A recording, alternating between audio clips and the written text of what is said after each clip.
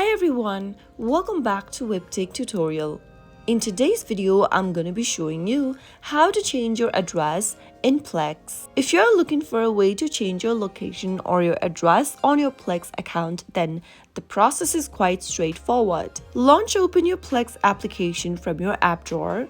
Also make sure that you are logged into your account by entering your account's credentials. After you're inside the main home page, tap on the menu button at the top left-hand corner. Now, tap on your profile picture at the top left and from your My Profile page, tap on Edit Profile. From the Edit Profile page, go ahead and tap on Location and enter your new location or your address in the text box. Once you are done entering the location, tap on Save Location and you will be able to change your address on Plex.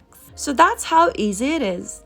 You can easily do so in a few minutes. If you found the video to be helpful, go ahead and give us a thumbs up. Don't forget to subscribe to our channel by hitting the subscribe button. Also press the bell icon so that you'll never miss another upcoming upload from us. I'll see you again in the next video. Goodbye till then.